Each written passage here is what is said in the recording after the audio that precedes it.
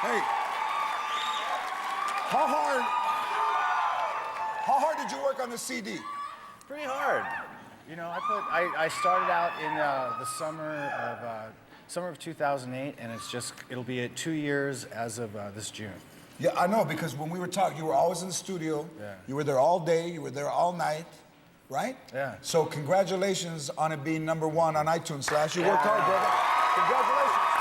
Everybody loves the way it sounds. Yeah, no, it's cool. It's cool. I mean, we set out to make a cool rock and roll record. And you know what? And that's what it is. I love the songs that you're gonna play that are fantastic. And the whole album as a whole is great, bro. And you deserve it. Now, I've seen you play 1,000,000 times. We played together at the thing we did for the school. Right. We played Lowrider. We did Lowrider. Yeah. But it wasn't as bizarre, I thought, as when I was at the Grammys there and I watched T-Pain and Dougie Fresh and Jamie Foxx.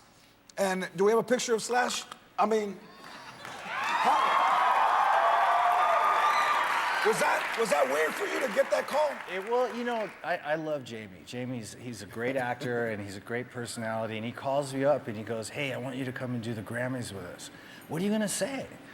So I was like, okay, what do you want me to do? And he goes, well, it's gonna be T-Pain, Dougie Fresh, me, and then you're gonna come out. And I was like, and what song are we gonna do? And he goes, Blame It on the Alcohol. I said, there's no guitars on that song.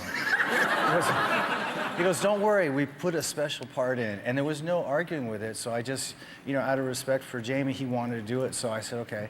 And then we rehearsed in the Valley, not too far from here, here in Burbank.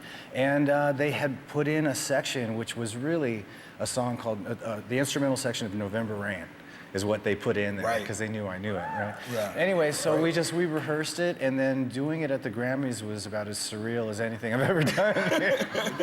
Tell everybody about the hat, the story behind the hat. That is the original, there's only one hat. Well, actually, okay. I guess it was in 1986 or something, we had a gig at the Whiskey, and I was down on Melrose looking for something to wear. And if you look at old pictures of me, I always had some sort of a hat. And so I saw this top hat in the place called Retail Slut, right? It's no longer there. But anyway, so I saw this hat, and I thought, you know, and I didn't have any money. So I was just five-finger discounting all day long, you know? And so you know, so you just picked it up. You told me that you picked it up. I grabbed it, and I just, you know, and I slowly walked out of the store with it. And I waited to see if anybody, you know, because I was used to it. So if anybody put their finger, I'd come up with an excuse. Yeah, you were walking, you expected the guy to say. Like the hand on the shoulder going, hey, what are you doing? Oh, well, I didn't realize that. Anyway, and I got out, and no one got me, and went back to the band crash pad and put a concho belt around it, and it just became like the thing I felt most comfortable in. Right. It's the identifiable. I hide behind this. Right? The shades because you are a shy dude. I don't think people really understand how shy you are. You're a lot shyer than you are. You're shyer than I am. But we hang out. We went to the Laker game. I'm going to show a picture of me and you at the Laker game, because you're a big Lakers fan. Yeah, yeah. There's, and there's Judd Apatow and what's her name? And his wife, yes. So everybody wants to work with you, and you have some great collaborations on your CD. Mm-hmm. Well, what happened was I do a lot of session work, you know, and I go and play on other people's records and do collaborations and all kinds of, you know, situations. And so I wanted to make a record where I had people come on my record. Right. And so I wrote a ton of music, and then I just started figuring out who would sound good on which song, and then I would call them up, you know, go, hey, I got this record I'm doing, and I got this song, and send it to them, and if they liked it, they'd do it. And fortunately, I think the one thing that I did right was match the music to the singer, or the singer to the music, so that when they got the tape, it was like, oh, this is cool. They could relate to it. And you don't smoke cigarettes anymore? I haven't, and it's almost a year. Almost a year, that's good. Is it hard? I'm chewing the gum. Listen, let me tell you, it's been like 11 months, and I'm still chewing this gum religiously.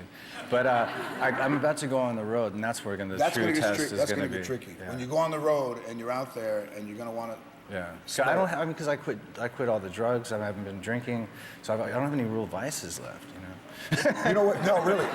But you know, I think it's harder. It's hard to not drink and to not smoke and not do drugs. But when you're in rock and roll, they almost kind of go. Like that time we went we went out to the Key Club and everybody was drinking and you were there having water, man. I mean, Perla and me and I live vicariously through you guys. No, good. you know what? I won't let you down. All things considered, it took me years to get to a point, and I just finally got sick of it. So that otherwise I struggled with it on and off, and I never won that battle. But I finally got to a point where I just did it to such extent that I just didn't do anything for me anymore. Cigarettes, on the other hand, is like a crutch. You know? I use a cigarette to tie my shoes. You know, I'm like, after I put my pants on, time for a cigarette. You know, I put my hat on, time for a cigarette. When you play guitar, yeah. Okay, so I know you're going on the road, so I got you this to take on the road with you, bro.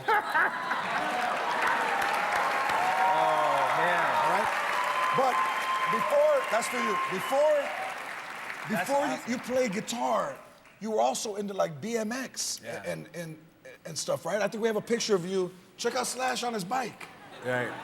That was actually taken at a place called the Youth Center, which is in the Valley. And I went with my kids to take them to a skateboard park. And I get there, and it's at the same place where the bike track used to be that I used to go out to and race. And now it's a skate park. Now it's a skate park. How are the kids? The kids on skateboards? Yeah. Dangerous. Are they like you? They go for it? Yeah, they're told no fear. All right, stick around because Slash is gonna play a song from his new CD right after this. Don't move.